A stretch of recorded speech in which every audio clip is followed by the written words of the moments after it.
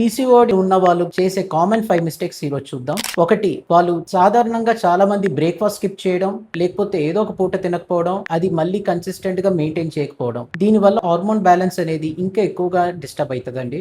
రెండోది చూసుకుంటే మెడిసిన్స్ మీదే టోటల్‌గా డిపెండ్ అవ్వడం. ఓన్లీ మెడిసిన్స్ మీద డిపెండ్ అయితే పీసీఓఎస్ ప్రాబ్లమ్ అనేది ఎప్పటికీ సాల్వ్ అవ్వదండి. మీ లైఫ్ స్టైల్ మేనేజ్‌మెంట్ అనేది సిగ్నిఫికెంట్‌గా చేంజ్ అయితేనే మీ పీసీఓఎస్ ప్రాబ్లమ్ అనేది సాల్వ్ అయితూ ఉంటది. మూడోది స్ట్రెస్.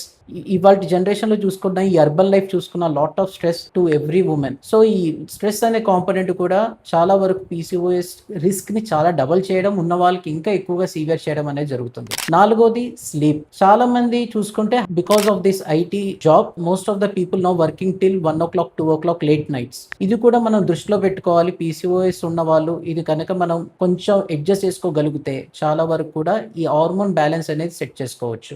ఐదోది ముఖ్యమైనది ఏంటంటే మీకు యూట్యూబ్ చూసుకొని మీకు కావాల్సిన ఫాలో డైట్ ప్రిస్క్రిప్షన్ ఒక డైట్‌ని మీకు మీరే సెట్ చేసుకోవడం అండి. దయచేసి ఒక డైట్ అందరికీ సేమ్ డైట్ ఫిట్ అవ్వదు. మీరంటూ మీకు సెపరేట్‌గా మీ వెయిట్‌ని బట్టి మీ డైట్ అనేది సెట్ అయితది. సో, ఈ 5 మిస్టేక్‌లు మీరు కనుక చేసుకోకుండా ఉంటే ప్రాపర్‌గా మెడిసిన్స్ తీసుకోవడం, డాక్టర్స్ అడ్వైస్ చేసినయి, ప్రాపర్ లైఫ్ స్టైల్ మెయింటైన్ చేయడం, ప్రాపర్‌గా ఎక్సర్సైజ్ చేసుకోవడము అండ్ ప్రాపర్‌గా స్లీప్ అండ్ దెన్ మంచి స్ట్రెస్ లెవెల్స్ లేకుండా హ్యాపీగా ఉంటే మీ పీసీఓఎస్ అనేది చాలా వరకు కంట్రోల్ అయితది.